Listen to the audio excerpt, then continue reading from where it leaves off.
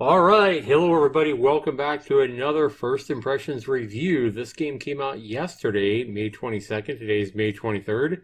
We see Cheeky, Beetle, and the Unlikely Heroes. Looks like a pretty interesting little retro Pac-Man style game of some sort.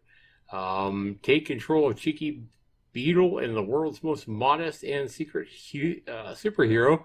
Move him around mazes in 12 different locations, collecting the power cells used to power the evil robot army. You'll need to use quick timing and jumps to save the world. A game made by one man. Now we look at Rocksoft Limited, the developer and publisher of this game, and we see that it looks like it is his first game, his first entry onto Steam. And it comes in at a price tag of $1.99. Right now it has no reviews. If you look down here, there are no reviews down here. However, for Steam curators, if you look here, all say recommended in different languages. But is that trustworthy? Is this game as good as it looks from the trailer? Is it worth your $1.99? That's what we're going to find out. And we'll be back right after this to do just that.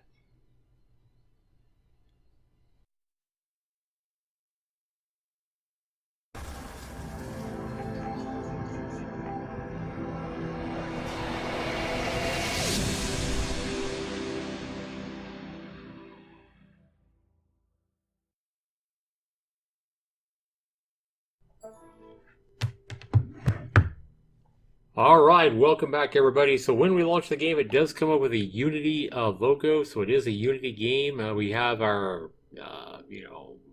seizure warning right here. Don't really care about that. I'm not going to have seizures. Content of this game is purely fictitious and not intended to depict or represent any actual person. Kind of a warning about that.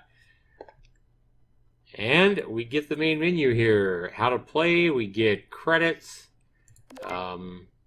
Cheeky Battle and the Unlikely Heroes.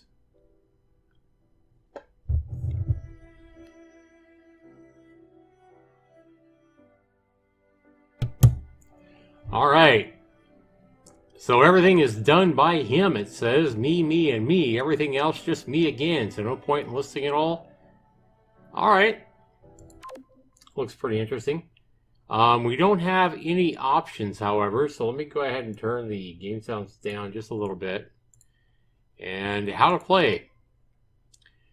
Complete each level owned by an insect hero, and they will join you on your quest against the robot army. Recruited insects will control the towers and slow down other characters. You'll be glad that they're on your side. Alright. Move the character around to collect the power cells. The level is over when all the power cells and all the other characters are collected. Okay. Avoid characters with a red circle. When you've collected enough power cells, they will change to green, which means that you can chase them. You can do a limited number of jump moves. These can be really useful. Okay, so avoid the enemies with red circles and then chase them when they're green. Different colored power cells are worth more points. Catching other characters also gives more points. So that's a power cell. If you complete a level without losing a life, you get a bonus. You get a bigger bonus if the difficulty is set higher. The sick difficulty seems unbeatable. See how long you can last. Each level is a high score with a player name and their score. See if you can beat it. Alright, so here's life, here's jump +1, invincibility, enemy invincibility. Slow down, enemy goes slower. Hey, we can speed up if we get that. Enemy speeds up if they get shoes. Pass through a wall. And enemy grow. Enemy grow can only be picked up by enemies. It will make them immediately able to catch you and is permanent until you have collected enough to turn them green again. Alright, well this definitely looks like an indie game. It doesn't look like an asset flip, so that's rewarding for $1.99 on Steam. Let's go ahead and jump into this game.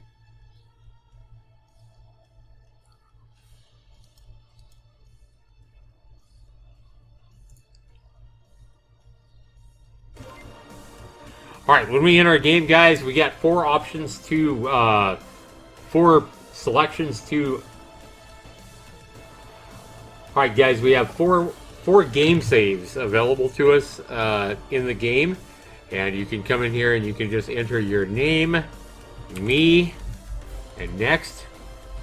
And then you can choose your difficulty: hard, very hard, sick, or easy, or normal.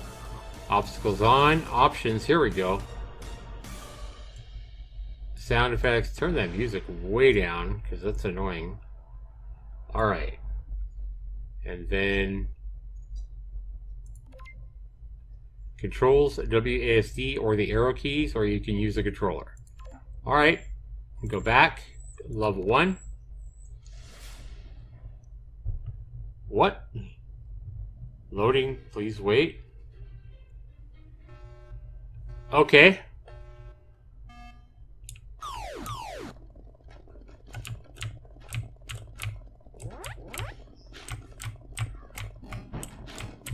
Okay, so I'm eating the dots just like an old Pac-Man game or something.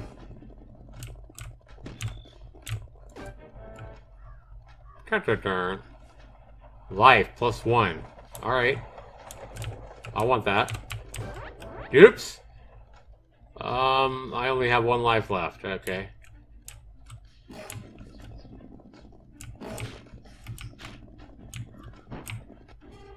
Okay, my problem with the game is it's really hard to tell where you are. The sprites they're using are way too big, you know, I feel like, for the maze. I almost feel like the developer should zoom up closer on the maze so we can get a better view. And like, there's no reason for these things to be this big. If you remember Pac-Man, back in Pac-Man, the maze, the paths were a lot bigger, and Pac-Man and all the ghosts actually fit on the path. Look how much bigger these enemies are than the path. I think it makes it really hard to... Yeah, and then a rock fell and blocked my route. Not cool, man. Okay, we did have an option to turn off the objects or whatever. This game is really hard. Really, really hard.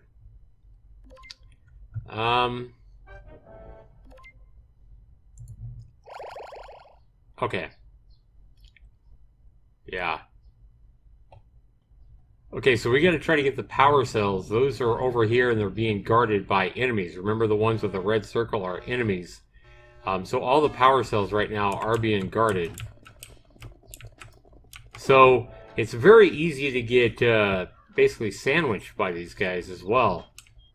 Like, I remember Pac-Man being pretty challenging and pretty hard, but this is so much harder, and I feel like it's not even because the game or the enemies are good. I feel like it's just because of a really, really poorly designed game grid or game map.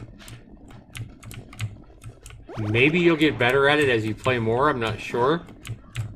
Okay, I got a power cell. Okay, I gotta get out of here. Okay, this guy's green, so I can get him, right? Okay, so I got the guy that's green, but where did he go? He's up here. Okay. I'm so confused. It's just so hard to tell where you're at. I mean, it does look like it's getting easier the more I play it here. I mean, it's not like I've been playing a long time, a couple of minutes or whatever. But you gotta eat all these blue dots, I guess, as well.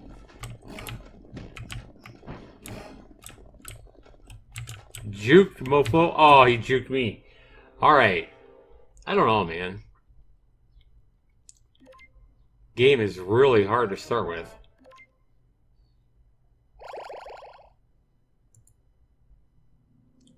Takes a little getting used to, for sure. Okay, and so there is only 12 different levels. So it's not like you got 50 or 60 levels in this game. There's only 12 levels. Okay, how do I jump? Is it space?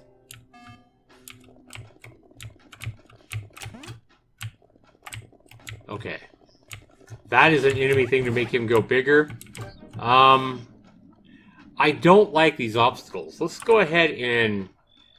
Yeah, next game we're going to turn off these obstacles. It wouldn't let me hit escape and go to the options and just do that in the middle of a game. But yeah, we're going to turn off these obstacles because the rocks and the things coming down, there's a life. If I can get it. Oh god. Yeah, I honestly don't like how big these characters are. It's so hard to see where I'm at, and it looks like I'm actually lower than the path.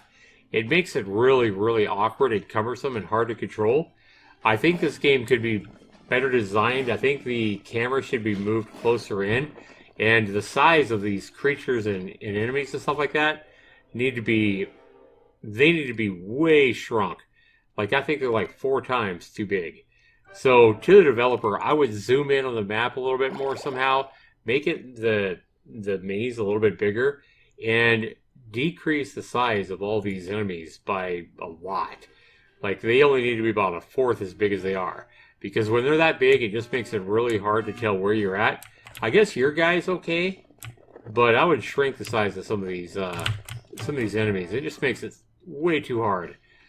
I can't recommend this game, guys, even though I feel like the developer probably did a lot of work, and I like the fact that it looks like he tried to create something sort of original. And, you know, it sure doesn't feel like an asset flip or anything like that. I mean, who knows nowadays?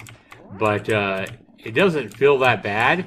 It just looks like it's poorly designed as far as from a functionality standpoint. So value at $1.99, guys. I can't see myself playing this game for 2 hours. This game's $1.99 with the current poor functionality, the poor look and feel of the maze. I just don't think that the monsters need to be 10 times as big as the path, or even bigger than that. Makes it really hard and cumbersome. Value at $1.99, guys. I'm going to go ahead and give this game a 20 out of 40. I hope that the developer does, takes my suggestions to heart and makes this game a little bit easier. I at least hope he decreases the size of some of these enemies, because it makes it really hard to see with everything being so big. Next criteria is how much fun is the game. Well, I'm not having a whole lot of fun, to be honest with you. I'd much rather just go play one of the mini Pac-Man games on Steam that I can get for, just a couple of bucks as well. Pac-Man like 256 I know is one. Pac-Man Championship Edition. Maybe they're a little bit more expensive than this game, but I just feel like I'd much rather play any of the Pac-Man games on Steam than this. So fun, guys. It's really not that much fun right now because I just keep dying and it's hard to control. I see this game as possibly being fun. I definitely see a lot of potential here, but I think that, like I said, I've already made the suggestions out. I think this game could be more fun. As far as the maze paths should be a little bit wider, a little bit bigger, or maybe we should be zoomed in, and the enemies don't need to be nearly that big. Fun, I'm not having much fun here, guys. I'm going to go ahead and give this one a 10 out of 30. Next criteria is controls and bugs. Well, there's bugs all over the game. I'm just kidding. But there are a lot of bugs, and, to fight against. As far as that, I don't really see any kind of bugs in the game. I'm sure there's a couple, but I'm just not going to play this game long enough to see all the bugs because it's just not that much fun. But controls seem to work fine. WASD is what I'm using now. I was using a controller for a minute ago.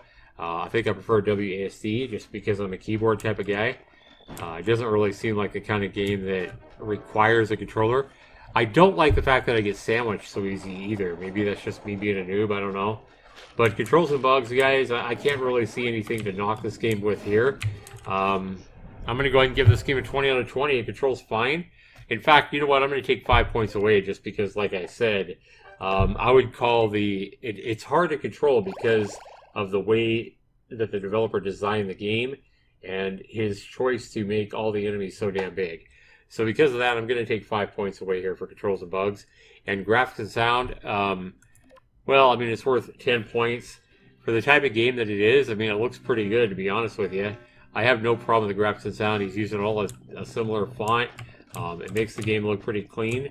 I think it could be done a little bit better, but, for this type of game, I don't see any problems.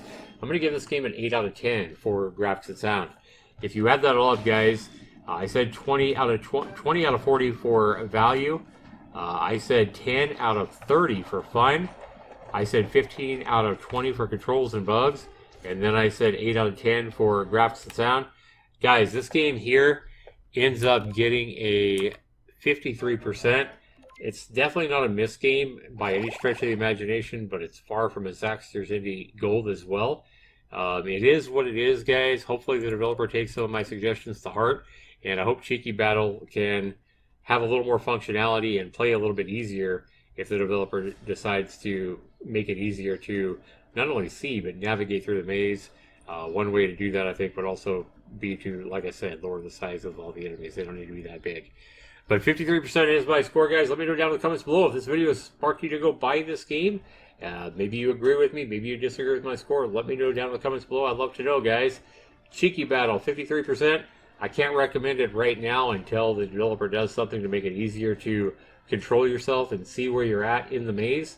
But hopefully he'll do something with that. If so, maybe I can come back and give this game a re-review. But 53% is my score, guys, and not recommended, but definitely far, far, far from being one of the worst games on Steam. And I definitely see a lot of promise here. I like the fact that the developer has actually created something himself.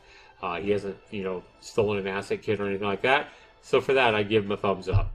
53% is my score, guys. This is Zaxtorian. Take care, everybody. We'll see you in the next video. Peace, everybody.